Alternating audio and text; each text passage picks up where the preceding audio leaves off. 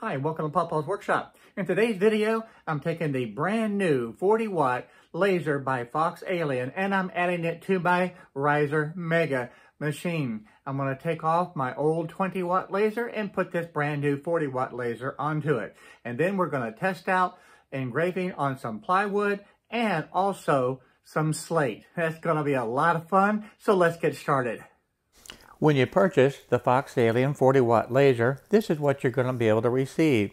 Of course, you get the laser and the shield. You will have some mounting screws, and you have the 30mm gauge, along with the screws that will hold in that shield. Of course, the manual, and you get 2 of the cords. Of course, you're going to be able to receive the glasses to be able to protect your eyes. Now, the reason you have 2 cords, if you're hooking this up to the 3018 CNC, you need the short cord. The rest of them, you'll need the long one. Now, what I'm doing is changing this laser from the Riser Mega, and it has the mounting screws are the large ones. In the package are small screws. You must use the small screws that come in the package with the 40-watt laser. Now, I already removed the other laser from my Riser Mega machine, and I'm going to use the same exact plate, and I'm going to use the small screws that came with the 40-watt laser. Everything else is going to slide over and be put back onto the old laser, so I'll have that for the future. Okay, I have the plate mounted to the new laser with the new screws that were provided. To put this back onto the machine, I'm using the same exact screws. These mounting screws are what came with the machine, and this is what you need to be able to reuse. They don't give you the extra screws for this part.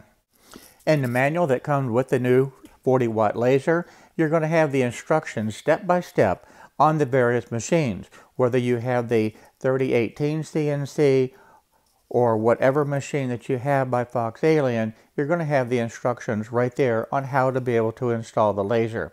I chose to go ahead and mount it to my Riser 40-watt Mega laser now, and because I have some larger projects that I'm planning in the near future. So I hope you don't mind me saying that this is the Riser Mega and it's the 40-watt now, because that's exactly what it is with this new laser on there. I'm going to go ahead and put the shield on also. Now, it comes with its own screws as well, and I'm going to use those. I think the length is about the same. I did not measure them, but I want to be able to go ahead and use what was provided with this new laser. The next step is just to plug in this cord into the laser itself. Now, I thought about changing out the cord, but I really don't see any reason why. Now, on some of the machines, you need the cord. And that really completes the installation of the new laser. Now, this was easy because I'm just swapping out one laser to the next. So please refer to the user manual if your machine is different from the one that I'm using. Now, the extra screws that I have left over, I'm putting all of those back onto the old 20-watt laser so I won't lose them, and I make sure that I have these screws with this laser. Now, one of the things I want to point out to you is that all your settings that you've been using for your old laser are going to change. So experiment is the word of the day. You've got to experiment to see what works for the type of material that you're using with the laser that you're using. So many times people ask, well, what are the settings? What are the settings? It really depends on your machine, your laser, and the materials that you're using. But at this point, I'm going to go ahead and test the material and this laser. Now, I'm in the process of making 2 brand new little stools for the table that I just made for the grandkids, and I'm going to be using a couple of characters. Now, this little Pokemon character, I'm going to test it out at the 80 inches per minute with 40% power. And we're going to see how it engraves. So at this point, I have a scrap piece of wood that's set up, and we're going to test it out. First thing I want to do is just make sure and frame this, because I am using the Lightburn software. I do want to point that out to you. And now that I have it framed, I want to go ahead and do the engraving on this little test piece. And please make sure that you're wearing your safety glasses at all time when you're operating the laser. Now I left the shield up so that you could see the actual Pokemon being engraved just a little bit easier. But normally this shield would be down to be able to further protect the eyes. But this is no excuse not to have your glasses on at the same time. Please always wear the safety glasses. The first test now is just about done, and when it completes the engraving, it's going to go right back to the center point where it started. So if we look at this up close, it turned out quite nice. I like the way this looked, but to me it's just a little bit lighter than what I was expecting. So what I'm going to do is one more test just to kind of see the difference between the two. So I went ahead and just copied and pasted the same little Pikachu character, and I put it on a different layer. Now this time we're going to go ahead and engrave this one still at the 80 inches per minute, but I'm going to change the power setting. I'm going to change the power up to 60% power. And we're going to do the same exact test again and then make the comparison. Now that it's finished, let's take a look. The first one on the left was at the 80 inches per minute with the 40% power. One on the right, 80 inches per minute with 60% power. And you can definitely see it is darker. Now what you can't see in the camera is that it's significantly deeper. This second engraving actually cut into the wood probably about a good full millimeter, maybe even a little bit deeper.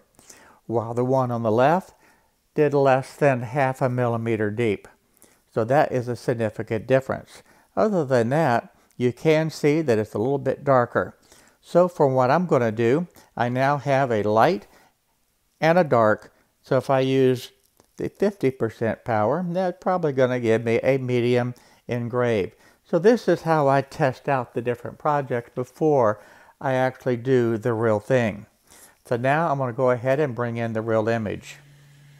Now after doing the test, I went ahead and set up this rectangle. This is going to be the size of the seat for the stool that I'm making for the kids.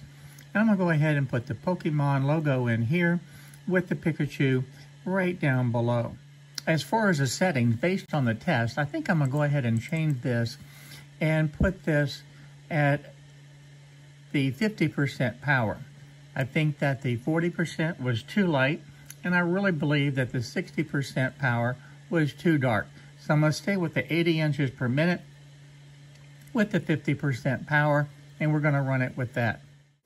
At this point, you will notice that the little Pikachu character is coming out really nice. I do have the shield down for this engraving. Next, I want to show you a wider shot. Behind the laser, I had that little yellow box. That's actually a fan, and it has a carbon filter on it.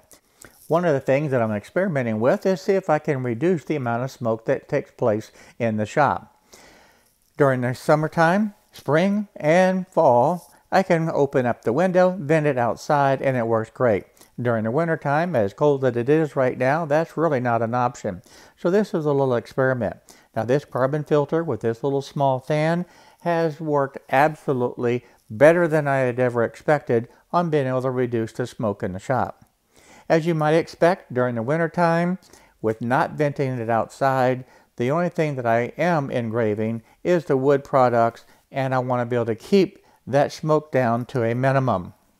And of course, this is just one of the tests that I'm doing, and I'm looking at other possibilities to be able to do that. And of course, one of the things I'm looking at is just being able to vent it outside yet again, but using a different system during the cold months. So the first one is done, and I want to be able to pull this out of the way so that you can take a look at it. So for the first complete new project on a brand new laser, I think this turned out quite nice. I'm very pleased with this results.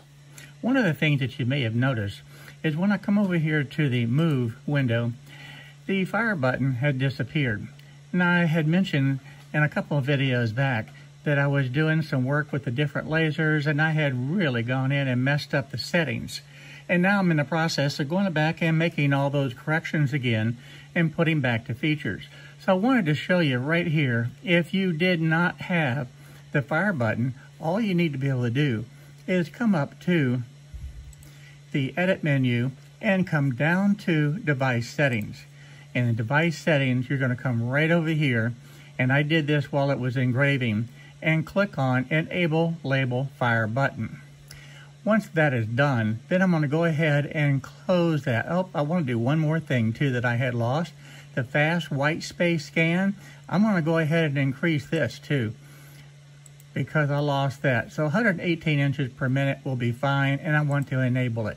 So now I have both of those done, and that is definitely going to save me some time. So now I'll hit OK. Now you notice, to begin with, that does not show up. You actually have to close this out and restart Lightburn for this to take effect. And now I'm going to go ahead and open up Lightburn again, and you'll notice the fire button is now there. Now I want to come down to the Disney art, and I want to pull in my Ariel. So we'll bring her into the image. I want to make sure that she is all grouped together. I want to put her on a different layer, so we can go up to Cuts and Layers. I'm going to change this. I'm going to just change this to the blue. We're going to keep this at the 80-50. That worked out real well. And then I want to be able to add in the size. I'm going to click on my box. And I know my box. Let's change this to a line. Yep, let's do this first. Let's change this to the black. I'm going to put that on the first layer. That is a line at this point. And I want to go ahead and change the size of this. This is going to be 12.5 by the 10 inches. We'll go back to the selection tool. We'll bring that back over into here.